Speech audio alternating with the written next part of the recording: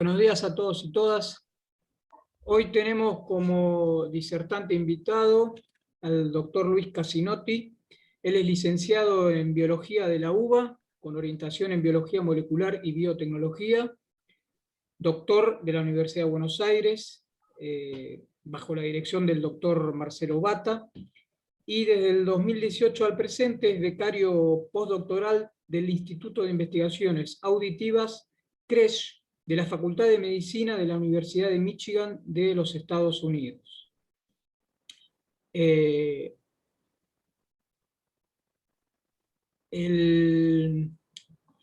objetivo de su beca postdoctoral es entender los mecanismos moleculares y celulares de las patologías auditivas. Y el título del seminario que nos va a hablar hoy es Alteraciones de la mielina a nivel periférico y su implicancia en los mecanismos de la pérdida de audición oculta. Así que, Luis, muchas gracias por aceptar nuestra invitación. Adelante con tu presentación. Muchas gracias, Ariel. Muchas gracias por tan linda presentación. Voy a compartir mi pantalla.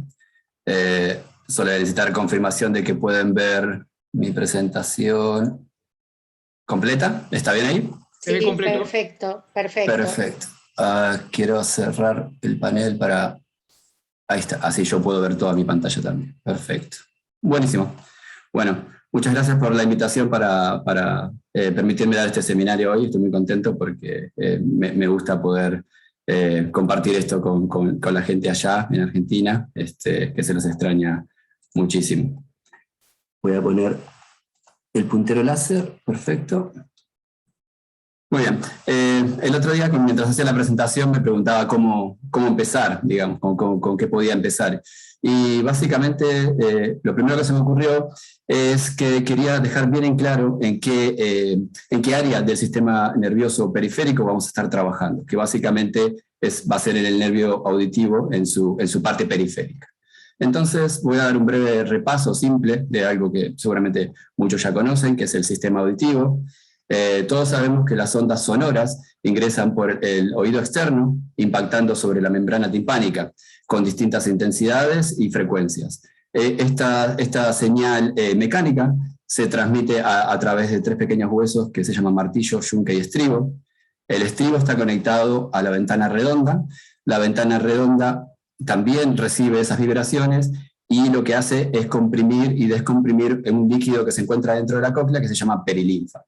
Este líquido está todo por dentro de la cóclea y dentro de la cóclea tenemos lo que se conoce como el órgano de Corti.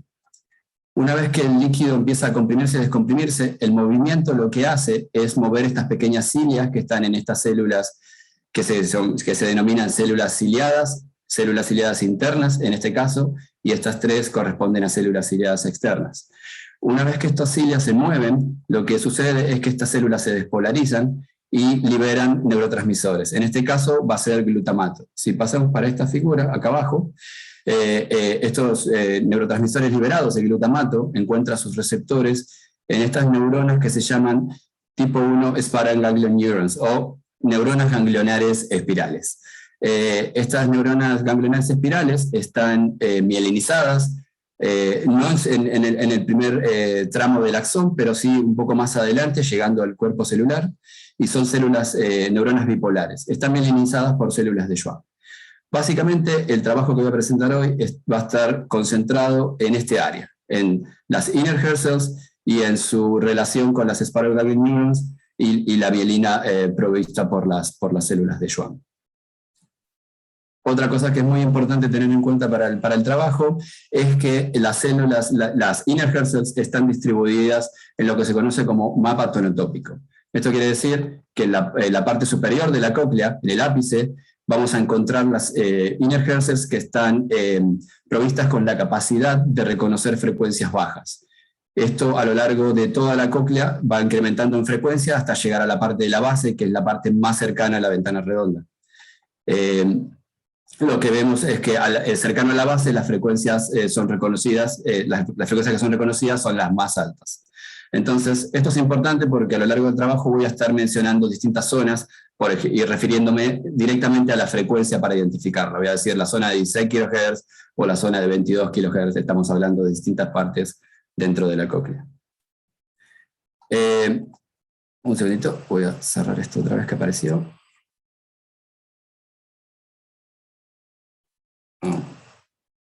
Ok, perfecto. Entonces, también quiero hacer una breve introducción, digamos, de la función principal de la mielina, que es básicamente aislar el axón permitiendo una conductividad de alta velocidad, lo cual es esencial para la comunicación neuronal. En el sistema nervioso central, los axones son mielinizados por oligodendrocitos, mientras que en el periférico, donde vamos a estar trabajando, son mielinizados por células de Schwann. Hay dos estructuras también que son muy importantes para el trabajo. Uno son los nodos de Rambier, que es básicamente el espacio entre dos células mielinizadas, el cual representa una distribución asimétrica de canales iónicos de potasio y de calcio principalmente, dando lugar al fenómeno de conducción saltatoria, que es lo que permite la transmisión de alta velocidad comparado con una neurona que no está mielinizada. Y la otra estructura es un segmento que es al final digamos, de la neurona mielinizada, que se conoce como heminodo, o heminode, perdón si lo voy a estar diciendo en inglés, me cuesta mucho estas palabras, algunas las aprendí directamente en inglés. Estos heminodes básicamente es lo que sería la mitad de un nodo de Rambier, básicamente porque no encuentran otra Schwann cell a continuación. Entonces, me sigue apareciendo, perdón.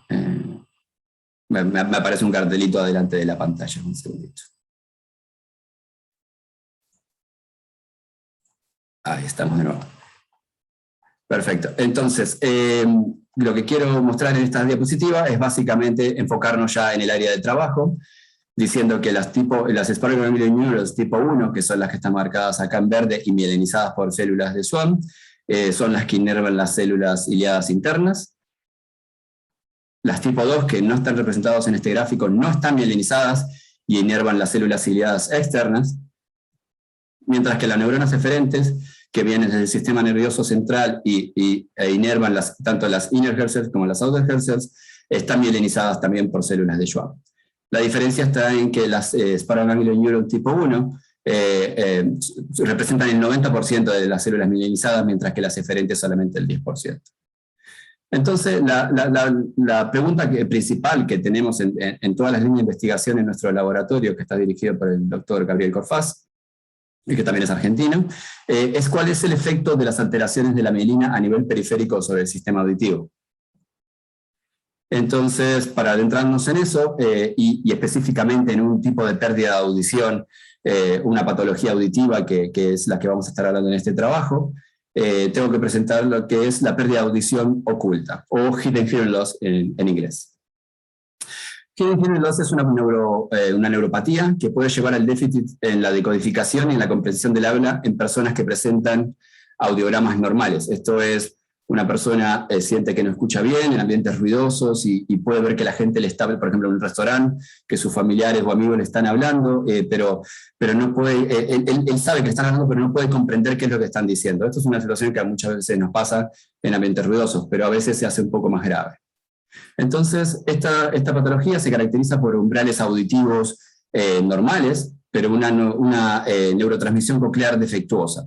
En este caso, está representado por una reducción en la amplitud de una técnica que se llama Auditory Brainstem Response, una disminución en el primer pico de esa respuesta, que básicamente mide la respuesta auditiva en el tronco encefálico, y lo que ven en estos gráficos lo van a ver muy seguido, se los voy a explicar muy brevemente ahora.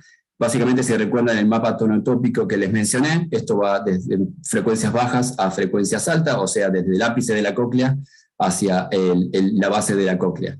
Y lo que ven acá es los umbrales auditivos. Básicamente es la intensidad del estímulo en decibeles que se le da al individuo, o en el caso del modelo experimental, por ejemplo, ratones, que es lo que vamos a usar. Lo que vemos es que todos los valores que se encuentran por debajo de la línea negra para este individuo normal es donde el ratón o el individuo o el paciente, digamos, que se hace este testeo, no puede escuchar. Todo el área sobre la curva negra por encima de esta curva negra, es donde el paciente empieza a escuchar. O sea que la línea negra básicamente es el umbral. Y por otro lado, esto representa el primer pico del ABR, que voy a dar más detalles más adelante, pero también distribuido a lo largo de distintas frecuencias. Históricamente se creía que el hidden hearing loss, el principal mecanismo implicado en esta patología, era la pérdida de sinapsis entre las inner hair cells y las spinal ganglion neurons. Esto se conoce como sinaptopatía coclear.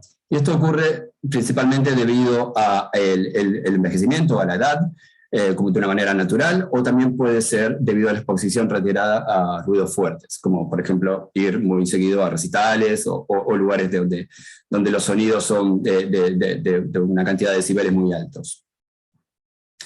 Entonces, perdón que este cartelito me sigue apareciendo, capaz que ustedes no lo vean, pero a mí me sigue apareciendo. Ahí estamos, creo que es cada vez que se ingresa una nueva persona me aparece a mí para que lo acepte, pero lo dejo pasar. Entonces, ¿cuál es la relación, digamos, entre esta patología y la mielina?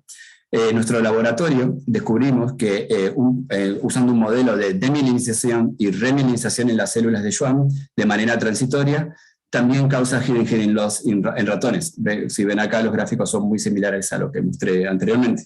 Esto fue publicado en Nature Communication en 2017 por Wokian Wan, un ex miembro del laboratorio. Se me vuelve a trabar. A ver, un segundito. Perfecto. Ahí estamos. Ahí volvió a funcionar el Zoom.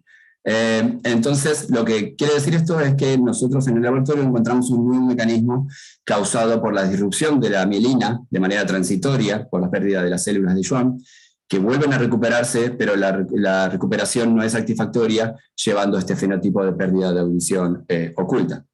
Esto también estuvo ligado con disrupción en el área de los heminodes. Después voy a explicar bien esta figura. En los terminales periféricos auditivos, pero en este caso es sin pérdida de sinapsis. Esto quiere decir que no es una sinaptopatía. En este caso estamos hablando de algo diferente que se denomina mielinopatía. Estos resultados sugirieron también que pacientes con síndrome de Guillain-Barré, que es una patología causada justamente por la pérdida transitoria de células de Schwann, podrían tener hidden hearing loss, aunque esto todavía no fue investigado. Por lo tanto, este paper logró demostrar que las alteraciones en la mielina, la mielinopatía como mencioné antes, también puede causar hidden hearing loss, y no solamente la sinaptopatía. Entonces, en nuestro trabajo, en el trabajo que voy a presentar hoy, nos preguntamos si los trastornos genéticos o durante el desarrollo de la mielina también pueden causar hidden hearing loss. Y para eso contamos con dos modelos experimentales de ratones que reproducen, en el primer caso, como trastorno genético, una enfermedad que se conoce como Charcot-Marie-Tooth, que es la primera parte del trabajo que voy a mostrar, mientras que después voy a mostrar otra línea de investigación que reproduce un modelo de demielinización debido al bloqueo de la vía ERBB receptor neuroglin 1 en las células de Schwann durante el desarrollo.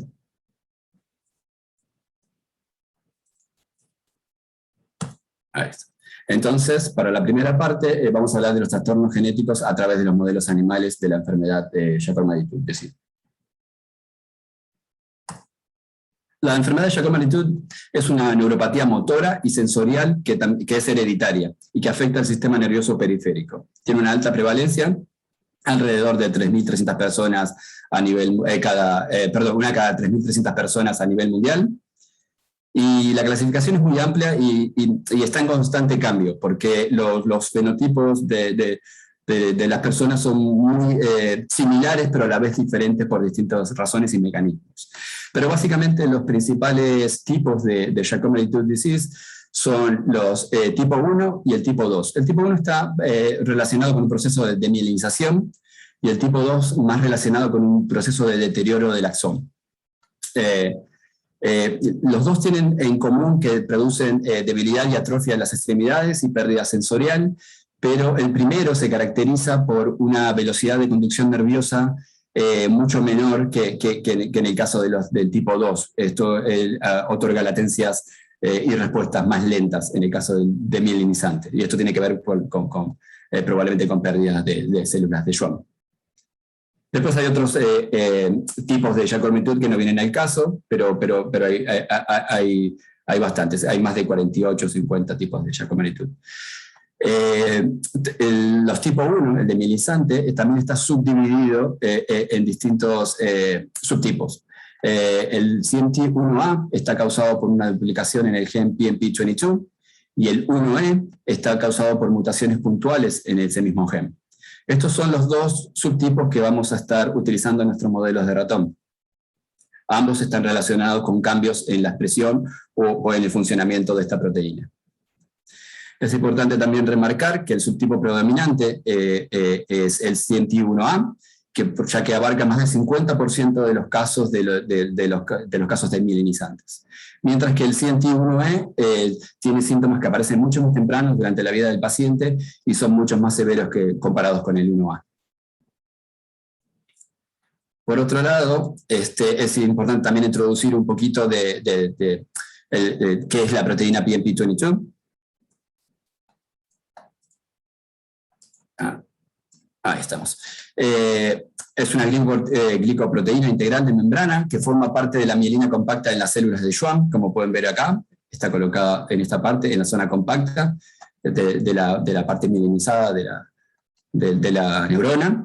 Y la función principal es básicamente, está involucrada en la diferenciación y el desarrollo de células de Schwann, así como también en la estructura y el mantenimiento de la mielina. Es muy importante estructuralmente.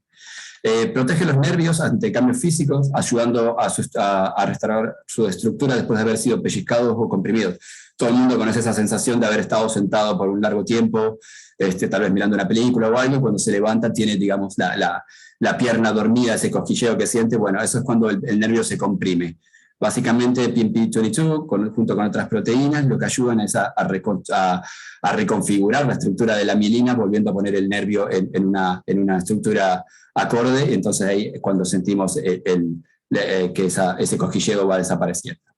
Los niveles de PMP22 están fuertemente regulados, básicamente porque alteraciones en estos niveles son la causa principal de más del 50% de todas las neuropatías periféricas, desorganizando la estructura de la mielina y a lo largo del tiempo también afectando la integridad del axón. Lo que ven en esta figura acá al costado es todas las mutaciones posibles, puntuales, nonsense, missense, que pueden afectar esta proteína. Hay un montón diferentes y en distintos puntos de la proteína, principalmente en los pasos transmembrana. Entonces, un poquito más de información sobre qué pasa con el sistema. O sea, estos pacientes, está bien, tienen un proceso de mielinización a nivel periférico en general, pero la pregunta es si tiene algún problema a nivel auditivo. Hasta el momento se sabe que pacientes con CMT1, hay estudios que sugieren que niños y adultos tienen umbrales auditivos normales, pero dificultades en la comprensión del lenguaje o escuchando en ambientes ruidosos. Esto es básicamente la definición que habíamos hablado antes de Hidden-Hidden-Loss. Por otro lado, está bien establecido que los pacientes con CMT1E pueden tener sordera. O sea, hay muchos pacientes con esta enfermedad, con esta variante de la enfermedad que son sordos. También tenemos modelos animales donde se trató de estudiar los mecanismos, cuáles son los mecanismos que están involucrados en este tipo de enfermedad. Y hasta el momento no existen, hasta la fecha, estudios que abarquen el sistema auditivo en el caso de los 1A. En otros nervios sí se observó retrasos en el proceso de mielinización, pérdida parcial de axiones y conducción del impulso nervioso más lento.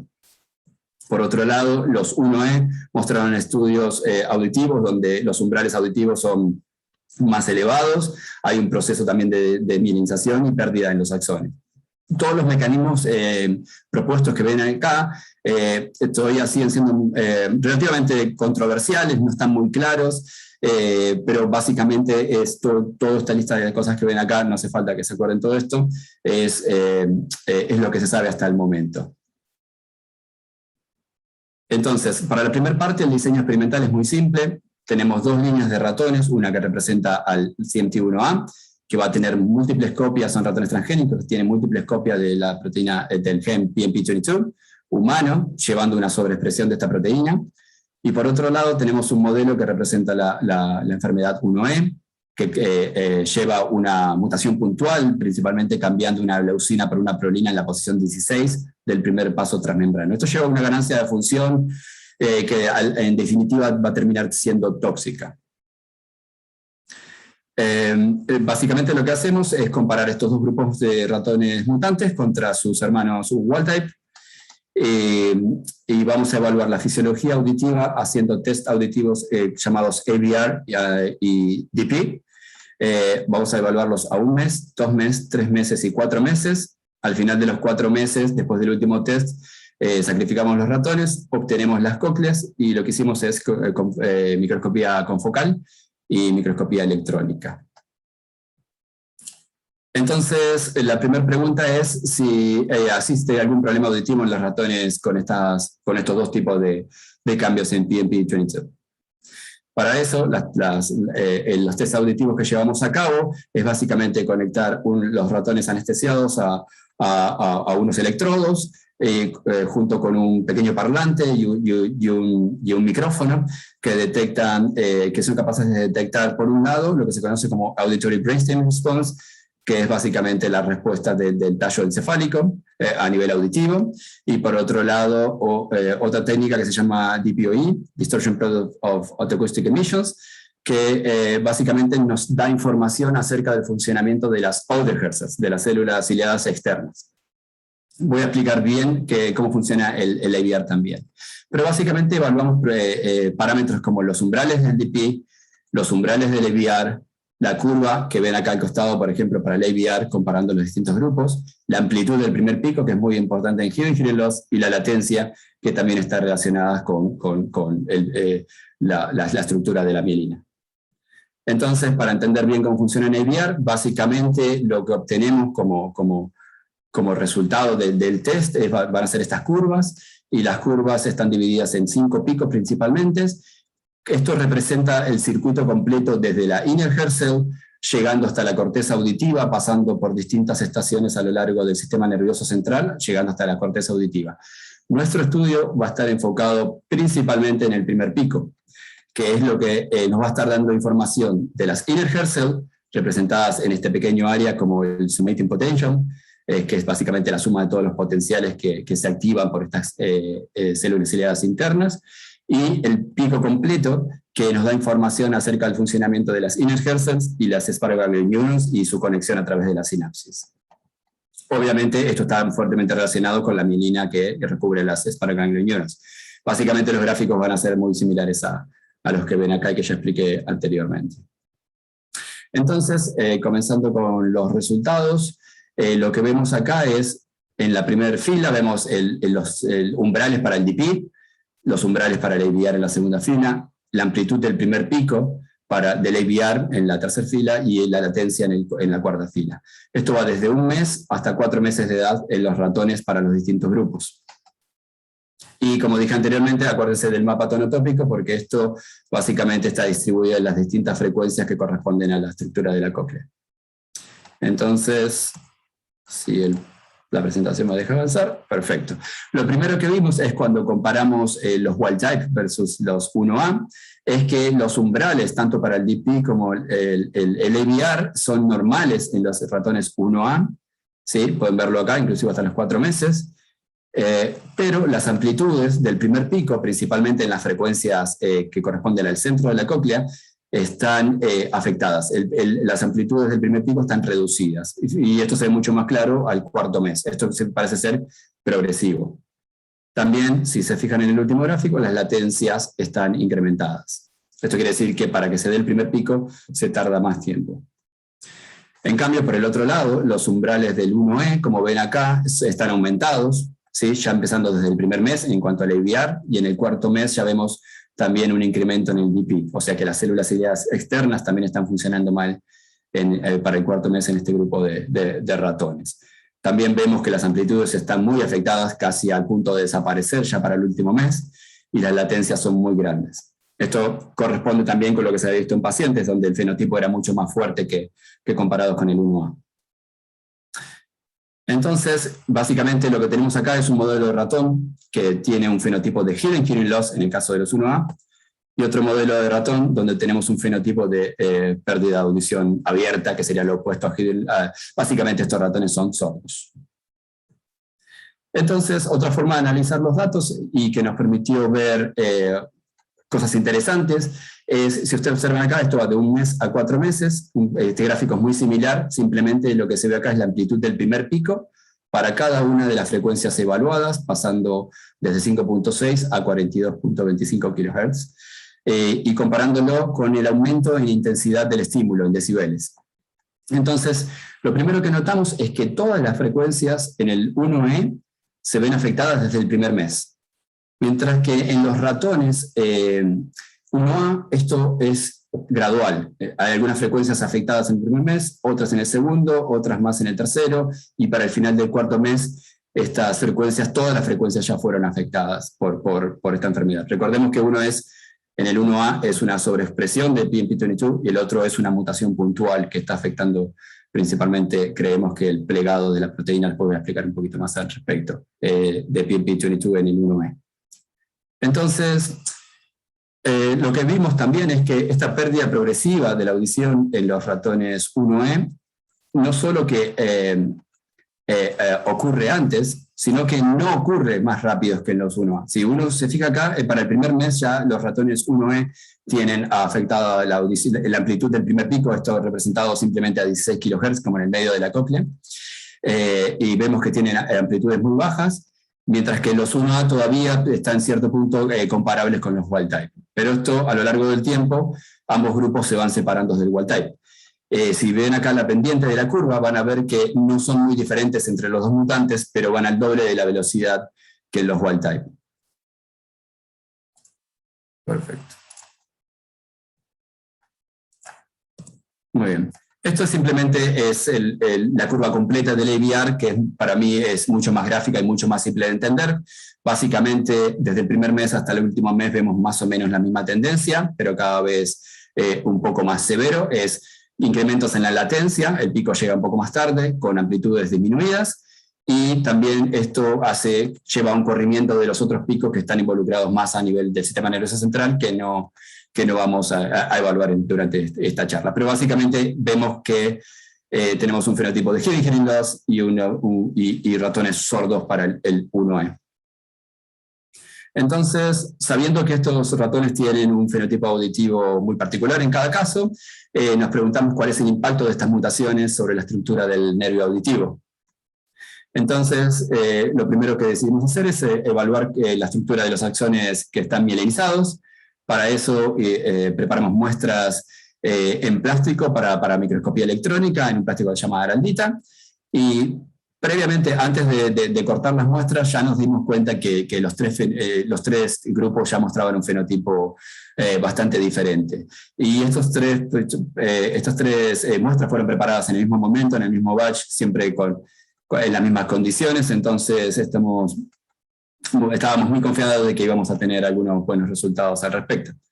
Lo que hicimos básicamente fue cortar al nivel de lo que se conoce como Osseous Spiral Lamina, que es básicamente más o menos en esta zona, ¿sí? Para poder ver los axones mielinizados. Acá pueden ver los paquetes de axones yendo desde el centro del nervio auditivo hacia la periferia, donde se encuentran las inner hair cells, en esta zona. Y si se fijan, a través del corte lateral, van a ver que también los tres presentan un fenotipo muy, muy diferente. Entonces, lo que hicimos fue cuantificar la densidad de los axones, el diámetro de los axones y también el espesor de la mielina a través del cálculo de G-ratio. Entonces, acá pueden ver básicamente un paquete de axones, pasando por un hueco a través del hueso que se denomina avénula perforata, que son varios huequitos donde van colándose los paquetes de axones hasta alcanzar a las células ciliadas internas. Aquí esto es una amplificación de este área y después un axón individualmente para los tres grupos. Claramente se ve en el 1E que la pérdida de axones es muy alta, casi llegando a más del 80%. Esto es a 4 meses, es en el punto final del experimento. Ya a los 4 meses estos ratones casi no tienen axones mielinizados, mientras que los 1A también tienen una pérdida en el número de axones, alrededor del 20%, pero lo más llamativo es que si ustedes se fijan en esta figura, van a ver que en el wild type son muy homogéneos y la mielina es bastante similar entre axones, pero en este caso podemos encontrar una variedad muy amplia de distintos tipos de axones. Axones chiquitos con poca mielina, axones chiquitos con mucha mielina y lo opuesto. Axones grandes y chiquitos con poca o con mucha mielina. Bueno, lo que cuantificamos es que encontramos que los axones del 1A tienen una tendencia a tener axones más pequeños, pero como dije antes, esto es muy variable, entonces la dispersión es bastante más alta a su vez. Sin embargo, no encontramos cambios en los axones, en el diámetro de los axones para los 1E, en los que quedaron, digamos, los que sobrevivieron hasta los 4 meses. Lo que sí encontramos para los ratones 1E es un incremento en el valor de G-ratio. Esto significa, valores G-ratio más altos significa que el espesor de la mielina es menor. Entonces, estos ratones tienen menos mielina comparados con los otros dos grupos, por el 1A y con los wild type.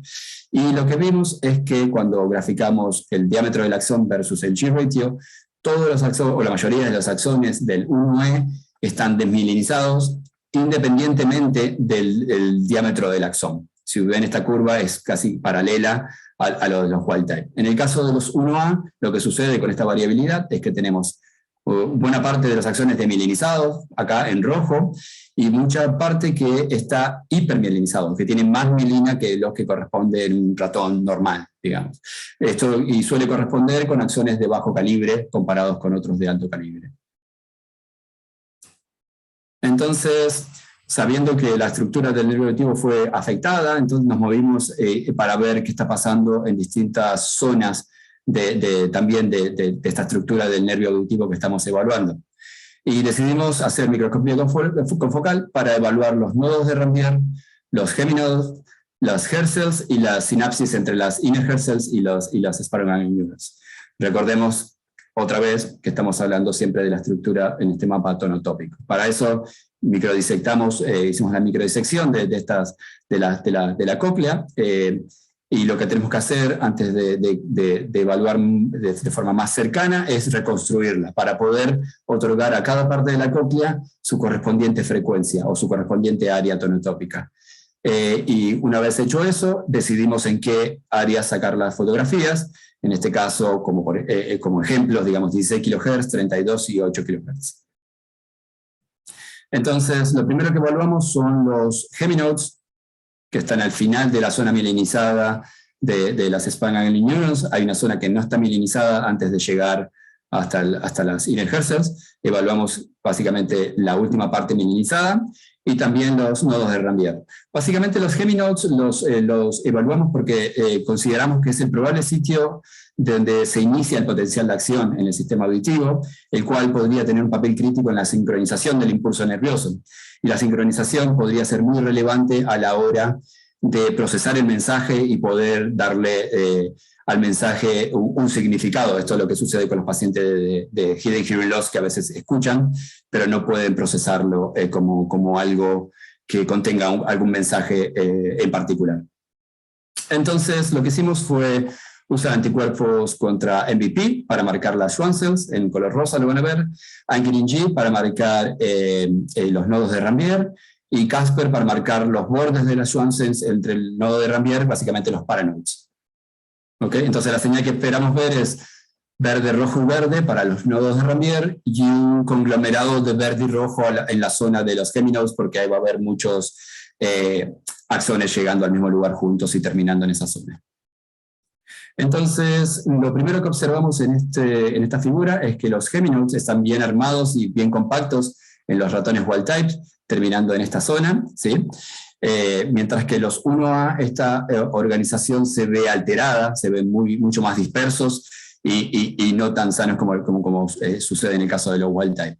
En el caso de los 1E, teniendo un fenotipo más severo, es inclusive difícil de distinguir dónde está la zona de los heminodos en este caso.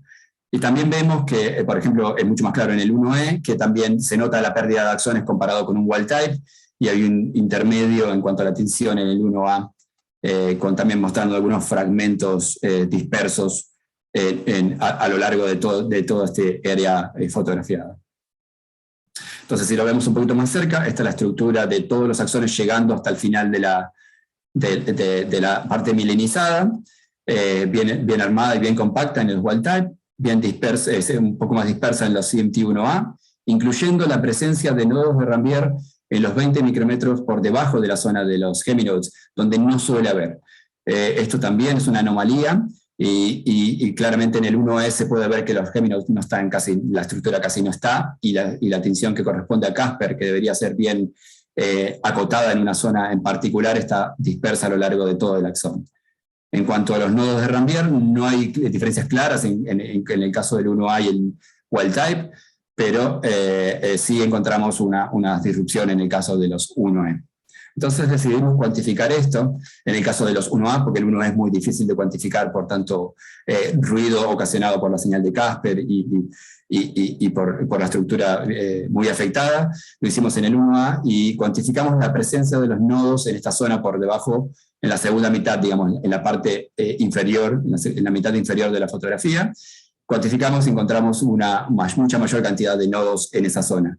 Probablemente, aunque todavía no lo sabemos, que tal vez el internodo, lo que es el espacio, digamos, lo que sería el largo de la célula de Schwann, podría ser un poco más corto. Entonces, al ser más corto, vamos a tener mayor presencia de nodos de Rambier en esta zona. Pero también lo esperábamos ver en esta zona, y la verdad es que no vimos ninguna diferencia en las densidades, que esto es un poco más abajo, ya cerca del Osseous Spiral Lamina, donde cortamos para el IM, no encontramos ninguna diferencia en la cuantificación de la densidad de nodos de Rambier. Entonces nos preguntamos, aunque pensábamos que no tendría por qué, pero estaría bien evaluar todo el circuito completo, si habría pérdidas de inner hertz. Entonces decidimos cuantificarlas usando Mayo 7A como marcador en azul. Básicamente lo que ven acá es la fila de inner hertz, y acá atrás, acá arriba las 3 filas de outer hertz. Básicamente cuantificamos de manera individual las inner y las outer en otro gráfico, encontrando que no hay pérdida de hertz, como era de esperar en este caso, en el caso de los 1A y los 1E. Entonces, fuimos un poquitito más abajo y evaluamos qué está pasando con las sinapsis a los 4 meses de edad en estos ratones. Para eso usamos marcadores de nuevo, Mayo 7 para las hertz, un marcador postsináptico para el receptor de glutamato en las Spargan neurons, y CTBP2 como marcador presináptico que marca las vesículas presinápticas en las inner hertz, en rojo. Entonces, esas son las fotografías, y podemos ver claramente que hay menos sinapsis en los 1E, esto lo cuantificamos en la siguiente figura. Básicamente comparando 3 zonas, 8 kHz, 16 kHz y 32, porque son las zonas donde vemos mayor diferencia en las respuestas del AVR, en la fisiología auditiva que mostré anteriormente. Entonces cuantificamos y contamos, obviamente es muy clara la pérdida de sinapsis en los 1E, también con pérdida de sinapsis a los 16 kHz y los 32 kHz en los 1A. Muy probablemente esto esté ligado a la pérdida de axones. No sabemos qué está pasando primero, si primero se pierde la sinapsis o el axón, pero lo que sí sabemos que el motivo es, en un caso, la mutación puntual en PMP22, que está llevando a esta pérdida masiva de axones y también de sinapsis, y en este caso la sobreexpresión de PMP22 también está llevando a pérdida un poco menor de axones, pero también, y que está ligada a la pérdida de sinapsis. Entonces, como resumen parcial de la primera parte, y voy mirando cuánto tengo tiempo, estamos bien, tenemos que la sobreexpresión de PMP22 en los ratones 1A causa alteraciones en la estructura de la mielina, reducción del diámetro axonal y disrupción de los seminodos, llevando a una pérdida parcial de Spargan neurons y subsinapsis, lo cual determina un fenotipo auditivo de hearing loss. Mientras que el otro modelo, con la mutación puntual en P22, tiene una aparición más temprana y más severa del fenotipo, muy similar a lo que pasa en los pacientes a nivel periférico en general, comparado con los 1A, una desmielinización y un daño severo en los seminodos, llevando a una pérdida grande de axones y sinapsis, lo cual determina un fenotipo donde estos ratones son completamente sordos. Eso abarca la primera parte. La segunda parte es bastante más cortita. Y tiene que ver con la segunda pregunta. La primera era si los trastornos, digamos, los cambios, mutaciones en algunos genes que están relacionados con la mielina, como el caso de PNP22, puede causar healing loss. En este caso queremos saber si trastornos durante el desarrollo del proceso de mielinización también pueden causar healing loss. En este caso a través del bloqueo de la vía ERB receptor neuroblin 1 en las células de Schwann. Entonces, para introducirnos en esta vía brevemente, la vía neuroblin 1 ERB4, ERB receptor es un factor crítico en el desarrollo de la mielina. Altos niveles de neuroblin 1 que están expresadas en las neuronas llevan a que las células de Schwann sigan la vía de mielinización, terminando como células de Schwann mielinizadas. Bajos niveles de neuroblin 1 llevan a la vía de la no mielinización, llevando a la formación de lo que se conoce como rim advantage. Por otro lado, los receptores de ligando de las neuroblinas están expresados en las células de Schwann y es donde actúan. Entonces, tratando de saber si, estos trastornos, si algún trastorno en esta vía puede producir healing loss, lo que contamos es con un ratón que se denomina CMP-DNA-ERB4, que es una línea transgénica que expresa el receptor ERB4 dominante negativo. Este receptor dominante negativo lo que hace es expresarse en las células de Schwann, bloqueando la respuesta a neuroblin 1. Estos receptores son receptores tirosinquinasa que tienen que dimerizar para ser activados. Entonces, habiendo expresado el DNA-ERB4 de una manera dominante y negativa, cuando dimeriza con las otras variantes, que es ERB1, ERB2, ERB3 y también el ERB4 endógeno, cuando dimerizan, básicamente no pueden ser activados, no pueden producir la autofosforilación que lo lleva a la activación. Entonces, de esta manera lo que logramos es bloquear la vía en una proporción muy grande. Previamente trabajamos con este modelo de ratón, no yo, pero la gente que trabajó en el laboratorio en el 2006, donde vimos que a nivel periférico, en el nervio ciático, otro nervio periférico, hay una reducción en la expresión de genes relacionados con la mielina, hay hipomielinización, o sea, la mielina es más angosta, y la velocidad del impulso nervioso también es menor.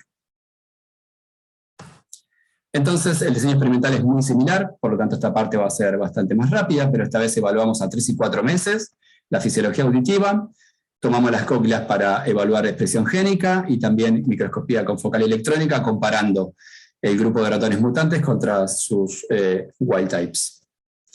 Entonces, lo primero que chequeamos es que en el oído, en el sistema auditivo, porque esto lo teníamos chequeado en el nervio ciático, pero no en el oído, que se exprese nuestro receptor dominante negativo, solamente en el mutante y no en el wild type, por supuesto. Esto lo chequeamos por dos técnicas muy similares, básicamente una PCR en tiempo real cuantitativa o no cuantitativa.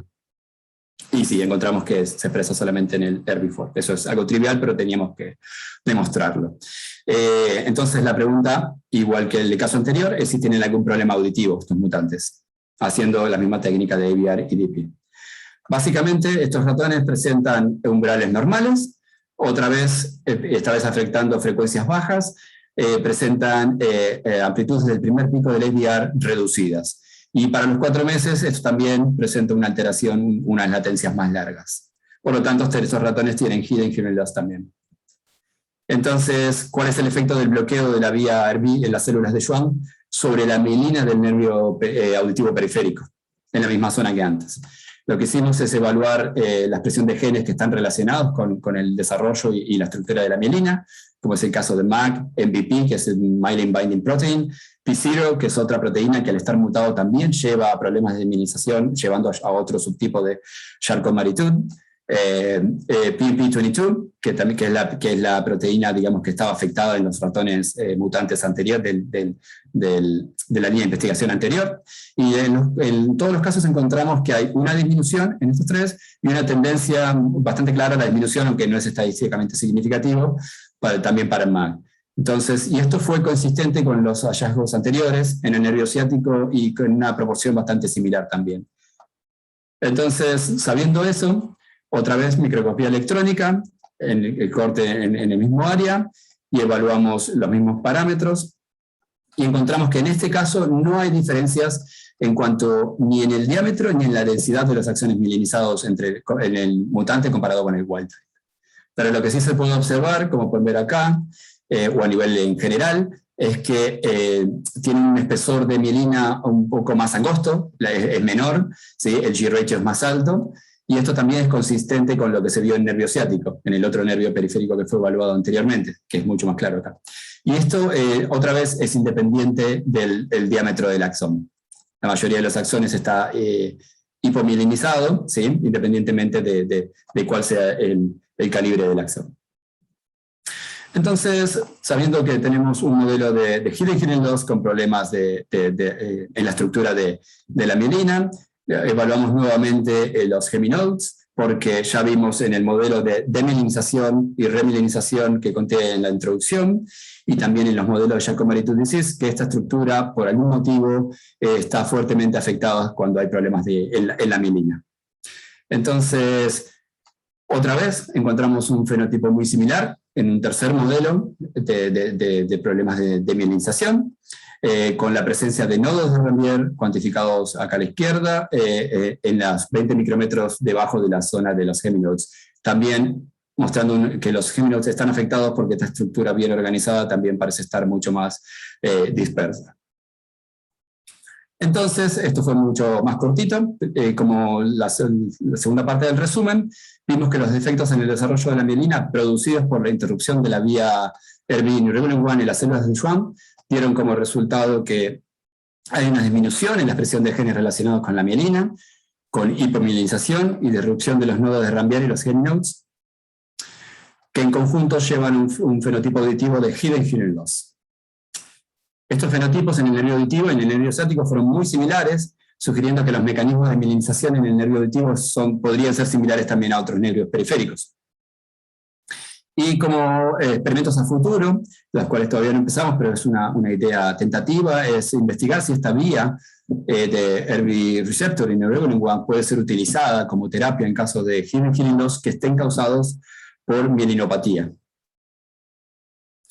Entonces, como conclusión para mi trabajo, creo que todavía estamos dentro del tiempo, encontramos patologías auditivas muy similares en distintos modelos experimentales, ya sea en ratones que tuvieron una pérdida transitoria de células de Schwann, en ratones que causaron la enfermedad Charcot-Marie-Tooth disease tipo 1A, perdón, y en ratones que tienen esta alteración en el desarrollo de la mielina.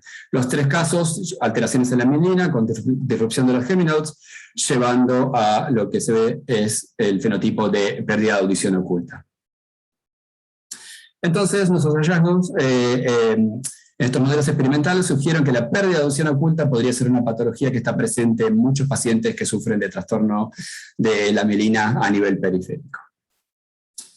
Con todo esto, espero que les haya gustado la presentación.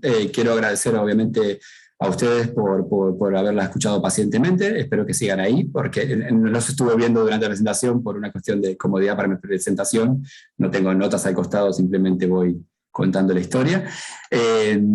También a Marcelo por invitarme a dar este seminario, a mi actual director, Gabriel Corfaz, que es el director también del instituto del Kresge Hume Research Institute, y a los colaboradores de este trabajo, Dave Corban, Beatriz Borges, Lin Chaoji, Aditi Desai, Caroline Jack, Nathan Cass. Ellos me ayudaron muchísimo con estas dos líneas de investigación que mostré, y también a mis otros compañeros de laboratorio, a Robert Aguncelli, Michael, Gastón Amable, que es un ex becario también de Osvaldo, y también a Mustafa y a Tyler Rosenblatt. Espero que les haya gustado y muchas gracias por su atención. Si hay preguntas, feliz de tratar de responderlas. Bueno, muchísimas gracias, Luis. Muy interesante tu charla. Ahora le voy a dar lugar a las preguntas. Marcelo, en primer lugar, Marcelo Bata, te quiere hacer una pregunta. Bueno, bautismo de pregunta, Luis. Dale, no hay problema. Por el trabajo. Gracias. La verdad, muy lindo, algo totalmente distinto a lo que vos hiciste en el labo, sí. Pero bueno, realmente muy interesante, porque son cosas que uno realmente no las conoce, o sabe de alguien que tiene problemas de audición, pero realmente ver que alguien las está estudiando es muy, muy interesante. Muy probablemente todos nosotros usando auriculares los tengamos también. Sobre todo cuando están muy altos. 2 preguntitas te voy a hacer. Una Sí. es metodológica. Sí. Ustedes trabajan con animales anestesiados y le miden audición, ¿sí? Sí. La anestesia de por sí no produce una disminución. Está bien, vos tenés el control, tenés el Waltai como control, pero en sí no produce una cierta disminución en lo que ustedes están midiendo o algo. ¿No hay alguna manera de hacerlo real time? Ahora hay biosensores de todo. ¿No hay algún biosensor que uno le pueda instalar al animal y poder darle una frecuencia, un ruido y después captarlo? No sé, pregunto. Sí. Es una pregunta. De hecho, es una buena pregunta. Te digo la otra. Dale. De hecho, es una buena pregunta porque sí, ahora se está viendo, tratando de hacer con el animal despierto, digamos, para tratar de evitar algún efecto que tenga que ver con la administración en este caso, es de ketamina y silacina, es una combinación de la anestesia y el analgésico para dormir al ratón, es temporal, y lo que se vio es que podría, más que nada, lo que podría llegar no es tanto la anestesia, sino el mismo test auditivo. El test auditivo básicamente es testear dándole a distintas frecuencias y en volumen creciente de sonido el estímulo. Básicamente es un bip que va hasta que detectas la señal. El test auditivo, como llega hasta 90 decibeles, y son casi 1200 por segundo, podría, después del primer test auditivo, estar afectando un poquito el segundo test auditivo. Eso se trata de normalizar, el software lo hace automáticamente, no sé cómo funciona, pero básicamente eso. En cuanto a las anestesias, yo sé que hay algunos tipos de anestesia, el caso de isoflurano, que es mucho más rápido, básicamente poner a dormir al animal con una mascarita y se despierta en segundos cuando se termina el test, sí causa algunos cambios, principalmente en la sensibilidad. Básicamente las señales son un poquito más débiles, pero nosotros nos valemos, digamos, de nuestro control, y si hay alguna disminución o algún aumento, debería estar pasando en todos los casos. Algo claro, por la ketamina es un anestésico disociativo, ¿no? Que no tenga realmente una cierta influencia, ¿no? Pero bueno, usted lo tienen reprobado a eso, así que no. Sí. Otra cosa que no mencioné, nosotros, en el caso de los Charcot-Marie-Tooth, el background genético de los ratones es de los C57 Black 6. Ellos llevan una mutación, que es en un gen que se llama caderina 23. Esa mutación lo que le produce es que tengan una pérdida de audición más temprana que en otras líneas de ratones. Entonces, no sé si vieron al principio, pero a ver si puedo volver a compartir la pantalla un segundito. Voy a volver, si esto me responde. Pero básicamente también hay una disminución en la calidad auditiva, digamos, en la sensibilidad auditiva de los ratones. Vamos a ver, creo que está por acá. Creo acá. Si van viendo la amplitud del primer pico, va disminuyendo también para los ratones que están marcados acá en negro, los controles. Esta mutación también va llevando a problemas de audición. Aún así, con ese background genético podemos ver diferencias significativas en los mutantes también. En el caso de la segunda línea de investigación son otros ratones diferentes y no tienen ese problema. Bueno, y la otra pregunta, cuando vos mediste el diámetro de axones de los 1A y 1E, en los diámetros de axones me llamó la atención, ¿no? Porque uno esperaría que los 1E disminuyeran y sin embargo tienen el mismo diámetro de los wild type, mientras que los 1A le disminuye. ¿Tienen alguna explicación? Porque, o sea, el 1E es sordo, sería el opuesto al wild type, y el otro está en el medio. Sin embargo, en esa característica hay una diferencia, que uno, no sé, no la esperaban. ¿Qué explicación tiene? Bueno, hay dos cosas. Uno es que el fenotipo del 1E es muy severo. Básicamente la mayoría de los axones están muriendo. Los que quedaron probablemente sean los más grandes o los que están manteniendo, digamos, ese valor. Pero por otro lado, también cuando calculamos el diámetro es solamente del axón y no tiene en cuenta el área mielinizada. Lo que se está aprendiendo acá es la mielina también.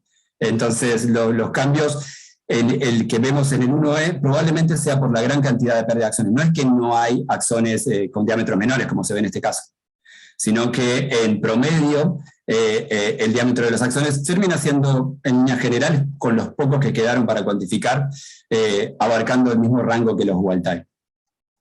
O sea, es un promedio nada más. Exactamente. Si vos te fijás acá, hasta uno los puede contar con la mano, básicamente, los pocos que quedaron por cada pack de axones que cuantificamos. Eso lo hicimos varias veces, repetidos por cada ratón, etcétera. Pero fíjate que acá está lleno de axones, mientras que acá no. Sí. Pero básicamente es una cuestión numérica. No hay un motivo que no sea la pérdida de axón por la patología. Bueno, bárbaro, gracias y felicitaciones, Sí. Luis. De nada. Bueno, Karina Rivolta, tu pregunta, por favor. Bueno, en principio te quería felicitar, ¿no? Por tu presentación, tu diapo, fue todo muy claro.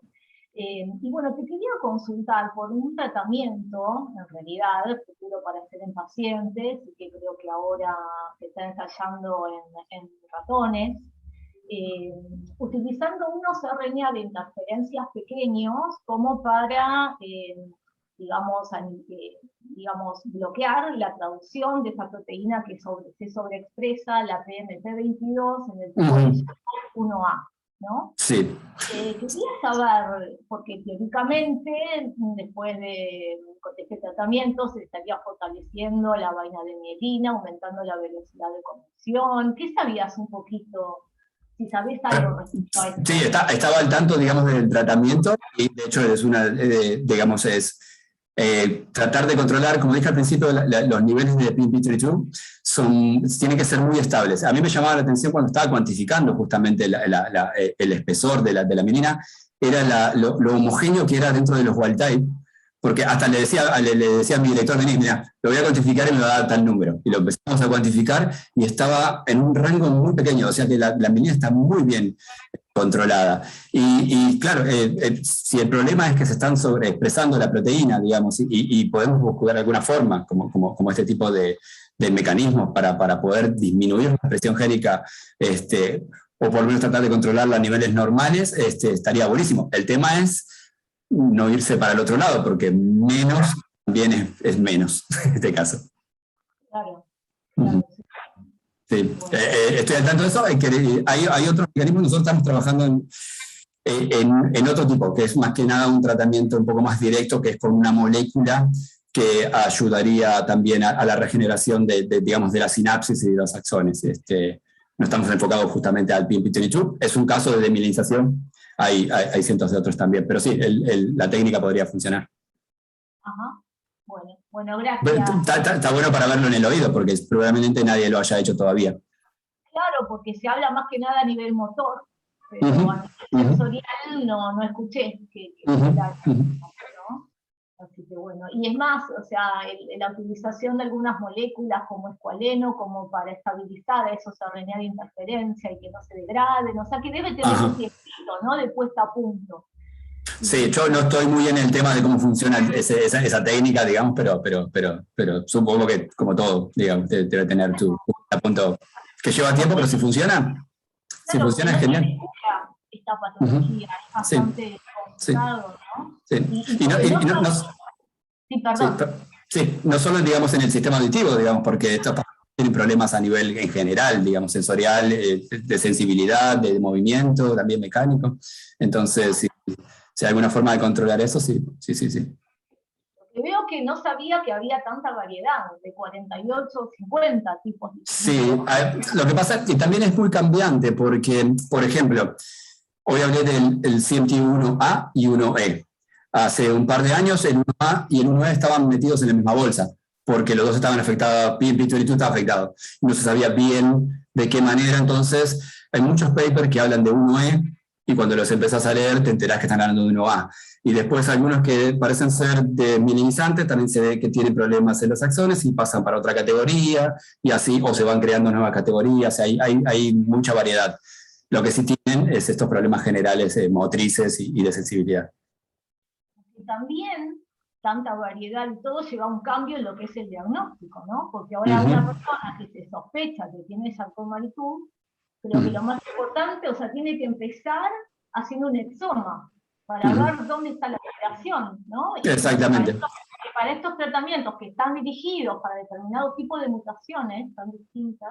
Claro, y si te acordás en el 1E yo mencioné que hay un montón de mutaciones puntuales, o sea que no solamente con una mutación en un sitio específico, sino que hay una amplia gama de mutaciones puntuales. Entonces un tratamiento específico para cada caso o algo en general que pueda...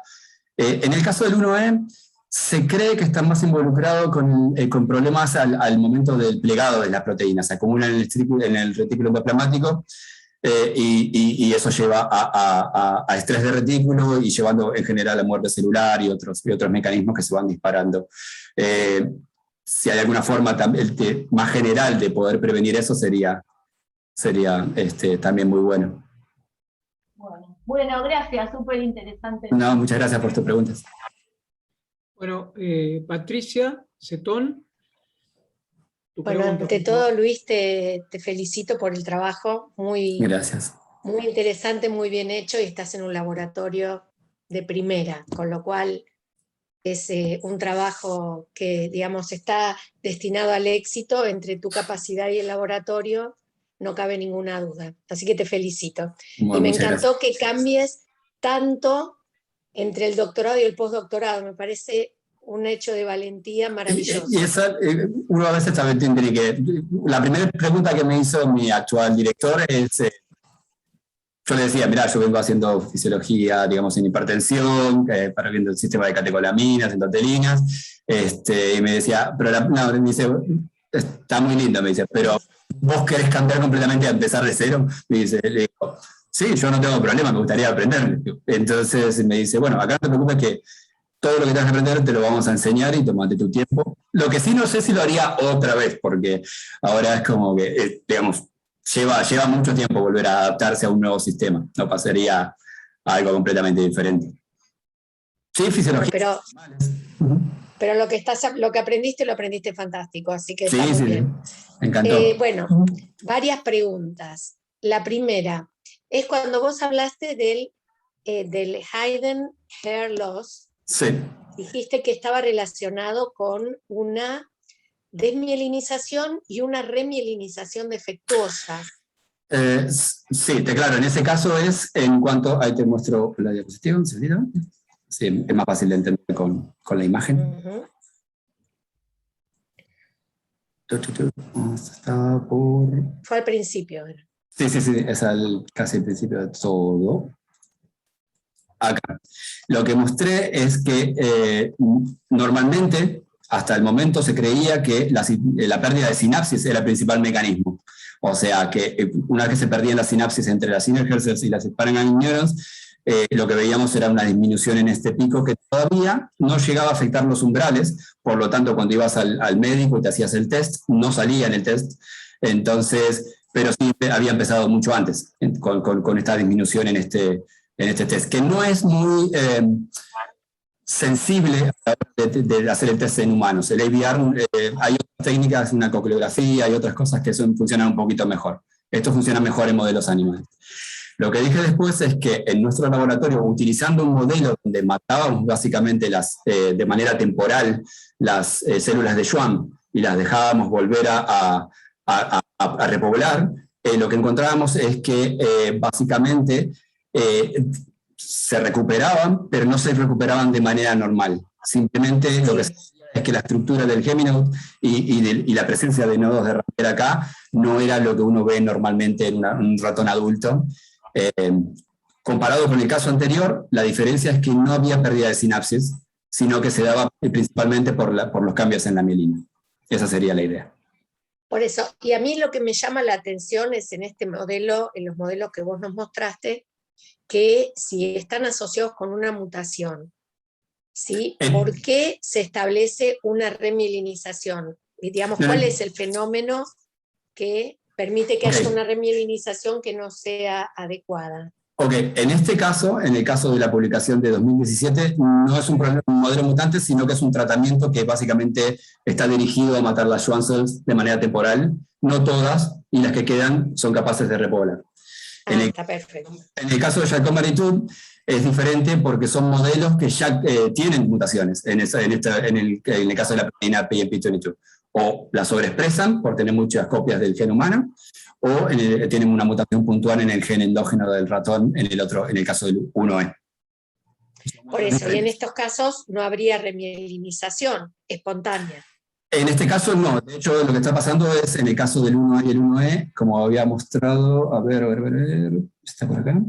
Lo que está sucediendo es justamente lo contrario, debido a que la enfermedad se empieza a desarrollar desde el principio, como ves acá, lo que hay es un proceso de pérdida auditiva que parece ser progresivo. Y como acá evaluamos solamente en la mielinización a 4 meses, yo no sabría decirte si el proceso de demilinización es también progresivo, es esperable, pero no sabemos, deberíamos evaluar a 6 meses para ver si empeoró o si se mantuvo, o evaluar a 2 meses para ver si la mielinización era mejor o peor, o lo mismo que para los 4 meses. No hay un proceso de remielinización en principio. Salvo que de alguna manera el organismo empieza a compensar y pueda normalizarse, pero no creo que... No sería lo más habitual. Lo más no en este caso, no pasa nada. Y la otra pregunta es por qué vos mostraste estos estudios hasta 4 meses, que me parece maravilloso que los ratones tengan tanta sobrevida. Y la pregunta es a nivel motor y sensitivo. Estos ratones, ¿cómo van evolucionando? ¿No? Porque vos solo te fijaste en lo auditivo, pero el fenotipo incluye también la parte motora y sensitiva. Hay algo muy interesante que es cuando, esto es durante el experimento en sí, digamos, cuando uno anestesia a los ratones y espera que lleguen al punto de anestesia correcto para realizar la técnica, cuando estén bien dormidos, unos minutos antes los ratones wild type están casi dormidos, tal vez moviendo un poquito los bigotes. El caso de los 1A y los 1E, vos vas a ver que la patita, en general las partes inferiores, la patita de atrás se mueve como si fuese una licuadora, por el animalito, están así. Y en el caso de los 1E, el fenotipo es un poquito más fuerte. De hecho, normalmente lo que hacemos es inyección intraperitoneal, agarramos el ratón, lo ponemos boca abajo, con la cabeza hacia abajo para no pinchar ningún órgano, y los inyectamos. En los 1E no puedo hacer eso porque normalmente, o cuando ya tienen 3 o 4 meses, empiezan a tener epilepsia, ataques de epilepsia, y a veces mueren, y uno no quiere que después de 4 meses de experimento se le muera al ratón que quiere medir. Y entonces sí va mostrando fenotipos muy claros a nivel general, digamos. Y creo que hay cosas que están también publicadas al respecto de estos ratones. Y la pregunta es también, cuando vos mostrás los axones mielinizados y el aumento en energy ratio es totalmente lógico, la pregunta es si ustedes hicieron estudios a aumentos mayores para ver la compactación de la mielina, porque al tener esas variaciones en los niveles de PMP22, uno esperaría pensar que la mielina no estaría totalmente compactada o no estaría normal, porque yo ahí veo que hay una disminución muy marcada del número de axones mielinizados, que es lógico, y lo que no veo es, no se hicieron aumentos mayores como para ver realmente distintas digamos, capas de la mielina y ver si hay descompactación, porque sabés que para que sea funcional tiene que estar compacta la mielina. Entonces podría llegar a estar afectado eso también. Sí, no hicimos la evaluación concreta, o sea, no hicimos el experimento. Tenemos las imágenes, tenemos las muestras, podríamos hacer tranquilamente. No sé si se llega a ver con la calidad de la imagen, pero se pueden contar las láminas. Sí, lo que pasa es que igual... eso tiene que hacerse a mayor anticipación. No se puede llegar a saber. Vos podés contar las bandas, pero las capas, pero no sabés la compactación recién cuando estás en un aumento de más de 30.000. Por eso quizás... se podría hacer como para ver realmente, porque la PMP22 es una proteína que regula mucho la compactación de la mielina, entonces podría llegar a estar alterada. Exactamente, sí, bueno, eso no lo hicimos y es una buena idea que podríamos llegar a hacer. Lo que sí notamos es la formación de lo que se conoce como onion, en el caso de los 1E y un poco menos frecuente en el caso de los 1A, que es básicamente cuando se empieza a desarmar la estructura, digamos, de las vueltas de la mielina formada por la Schwann cell que envuelven el axón. Eso sí lo notamos en algunos casos de estos dos mutantes. Más frecuentemente con los pocos axones que quedaron vivos en el 1E. Uh-huh. Y en estos que vos tenés sobre expresión de PMP22, ¿ustedes evaluaron la expresión de las otras proteínas de mielina? Si hay capaz como... No, y es algo que estamos... para la síntesis.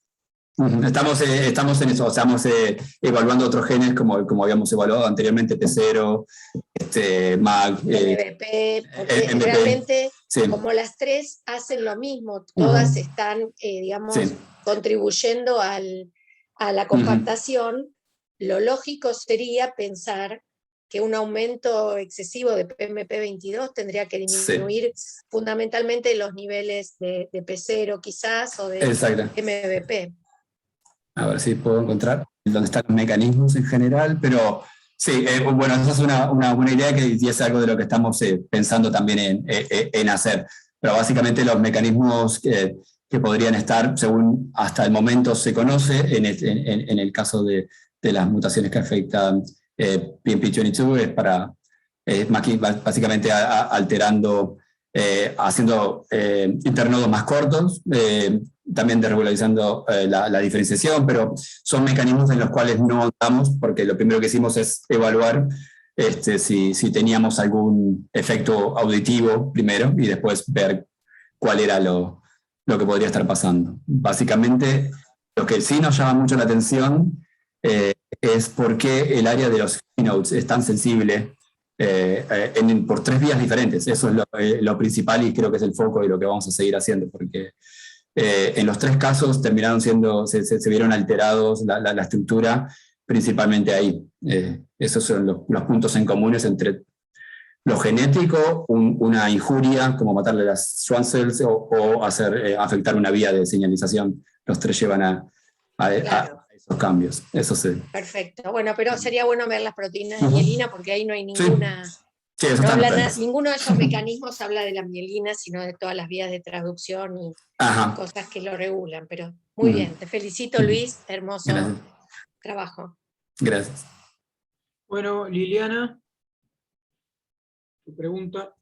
Sí, bueno, Luis, felicitaciones, me sumo a todas las felicitaciones de mis colegas porque realmente el trabajo es muy lindo y la verdad que es un tema, yo particularmente no sé mucho sobre el tema y realmente fue muy clara tu explicación. Yo tengo una pregunta simple.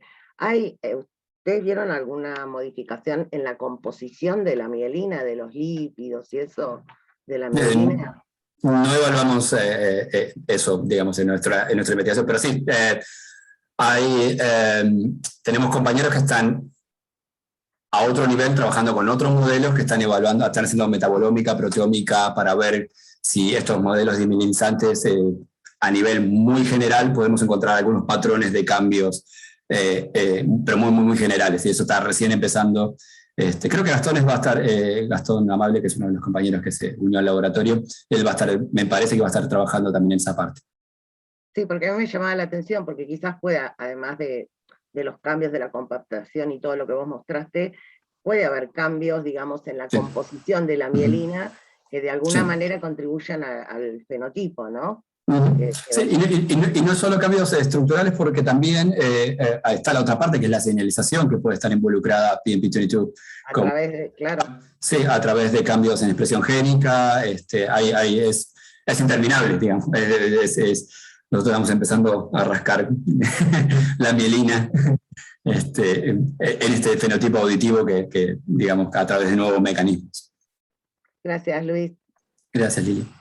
Bueno, Graciela Valerio, por favor, tu pregunta. Bueno, ¿qué tal, Luis? Realmente, bueno, de nuevo me sumo, ¿no?, a todos los elogios porque realmente estupendo tu trabajo. Yo tampoco estoy en este tema, pero me interesa realmente por una cuestión además personal mía, ¿no? Quería saber si se sabe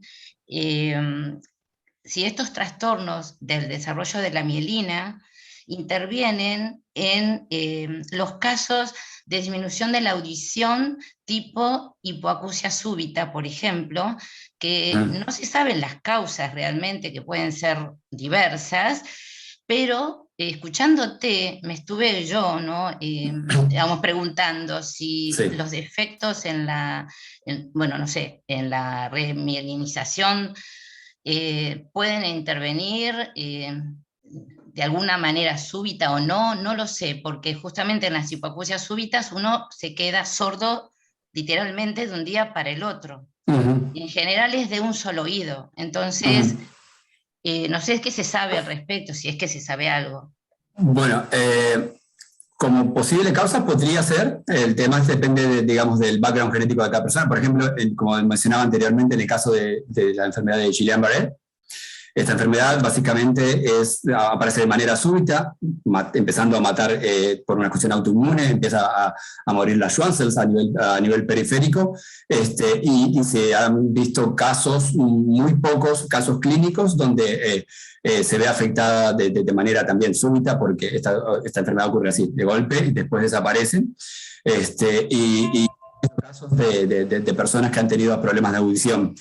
Como decía en la slide anterior, no está bien estudiado, no está estudiado todavía, pero podría darse. Lo que sí se está intentando entender, porque también no es solamente la pérdida de audición súbita, o sea, porque las causas podrían ser muchísimas.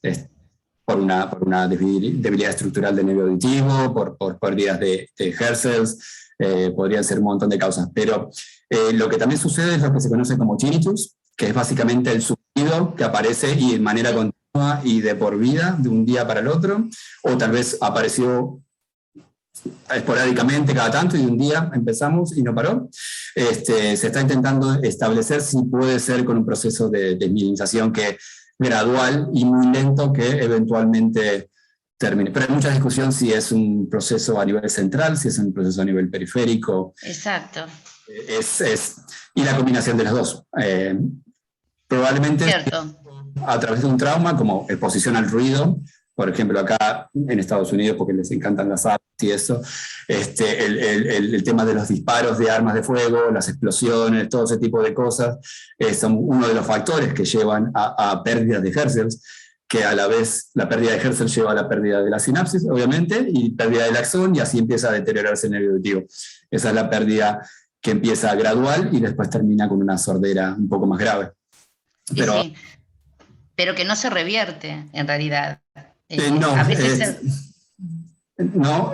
estamos trabajando en el laboratorio en otra línea de investigación que ya casi estamos listos para publicar, un paper también, hacer una molécula que me dijeron que no puedo nombrar por una cuestión de derechos, no sé, de patentes, pero básicamente es una molécula que muestra que está siendo capaz de regenerar las conexiones nuevamente entre las inner cells y las spinal neurons, las sinapsis, y que eso parece prometer, que bueno. En ese caso podría, sobre todo para el caso de los implantes cocleares, que a veces los cocleares no es que no funcionan por su diseño, sino porque a lo largo del tiempo las neuronas siguen muriendo. Entonces no pueden ser activadas de manera eléctrica a través del implante. Entonces eso podría también ayudar un poco. Claro, entonces, bueno, esto sería, digamos, uno de los trastornos en cuanto a la disminución de la audición. Y también en el síndrome de Meniere, que, digamos, justamente hay dos, en la hipoacusia súbita uno tiene tinnitus como consecuencia a veces de la sordera, ¿no? A veces queda el tinnitus. Pero en el síndrome de Meniere, que bueno, se agrega el desequilibrio, también ahí no sé cuál será tampoco la razón de la disminución de la audición, ¿no? Porque ahí ya es tal vez más complejo. Bueno, en ese caso tengo una experiencia más cercana y personal con eso, porque tengo varios alumnos acá en la universidad que los entrenábamos para empezar a trabajar en el laboratorio, y dos de las chicas tienen implantes cocleares. Una de ellas también tiene síntomas y va presentando síntomas de Meniere, digamos, desequilibrio, básicamente problemas vestibulares. Digamos, uno de los implantes cocleares le funciona bien, el otro no, a distintos momentos, entonces solamente funciona con uno, y la verdad es que en el caso de Meniere es también otro factor que podría estar afectando, pero la verdad es que es increíble escucharla hablar y verla cómo ella escucha con el implante coclear. Es como, la verdad es que es increíble, porque fue de las primeras personas con las que tuve que interactuar, yo casi sin hablar inglés y ella casi sin escuchar un acento raro. Entonces, al mes y medio nos estábamos entendiendo perfectamente, ella con su implante y yo con mi Spanglish. Yo creo que Menier sí puede también ser otra de las razones. Bueno, muchísimas gracias, Luis, No, por favor. y realmente te felicito con este gran trabajo. Muchas gracias. Bueno, creo que la última pregunta, Paula Buonfiglio, por favor. Hola, ¿Qué tal? muy buena la charla. Muchas gracias. Justo la casualidad, yo trabajo en un laboratorio acá de fisiología y genética de la audición, no sé si conoces, de Belén Elgoyen. Belén, sí. Sí. Perfecto. Yo estoy más en la parte de lo que es genética de la hipoacusia, de diagnóstico de pacientes. En el labo han estudiado hidden hearing loss, más bien relacionado con los receptores alfa 9, alfa 10 y el trauma acústico. Y en su momento nosotros quisimos hacer... ¿Cómo? Me acuerdo del trabajo que publicó Luis, pues, hace poco. Luis Boero, sí. Luis Boero. Sí. Sí. Y en su momento nosotros quisimos hacer más la parte genética de pacientes con falta de discriminación en ambiente ruidoso, y no lo encontramos fácil. Finalmente la corte de pacientes fue muy difícil de acceder. Entonces te quería consultar sobre eso, cómo es allá, si tienen una corte de pacientes en la cual puedan realizarle distintos estudios, cómo es esa parte más clínica. Bueno, justamente lo que estábamos planeando apenas yo había llegado al laboratorio hace 2 años y medio, habíamos planteado esa pregunta, pero además de hacer el modelo de ratón de CMT 1A y 1E, podemos tener acceso a los datos de pacientes, digamos, podemos hacerle test auditivo, y a Gabriel la idea le encantaba. Burocracia, pasa en todo el mundo, se fue aparece un paper de Corea donde lo hicieron. Entonces, y mostraron, por suerte también, dentro de todo, si nos ganaron de mano, no hay, pero mostraron que estos pacientes de CMT1A también presentan estos síntomas de hidden hearing loss. No está muy claro, el paper es medio flojito, digamos, pero también. El acceso a los pacientes es bastante complicado acá por una cuestión de un montón de cosas de seguridad, básicamente hasta para loguearme en mi propia computadora, hoy acá tenés que poner varias cosas que confirmen que sos vos. Claro. Acceder a la información de los pacientes, en la mayoría de los casos es muy difícil, aunque también estuve trabajando con huesos temporales de cadáveres, básicamente, donde el nombre del paciente está escrito en el coso. Así que en algunos casos sí, en otros casos es más difícil, pero estaría bueno, sí, de hecho hay mucha comunicación estamos en el hospital, hay mucha comunicación con el departamento de otolaringología donde pertenecemos. Sí. Claro, buenísimo. No sé si respondí la pregunta con eso, perdón. Sí, me respondiste la pregunta. Perfecto. Bueno, Luis, no hay más preguntas. Muchísimas gracias otra vez por tan buena predisposición a contestar tantas preguntas que denotaron el interés por la temática. Así que damos por finalizado. Muchísimas gracias. Muchas gracias. Muchas gracias a todos. Gracias, Luis. Muchas gracias a vos. Luis. Que sigas bien. Cuando gracias. quieran, nos vemos pronto. Saludos, Luis. Hasta luego. Que vayan. Chao, Buena que semana a sigan bien todos. Chao, nos vemos. Chao. Saludos a todos. Gracias igualmente.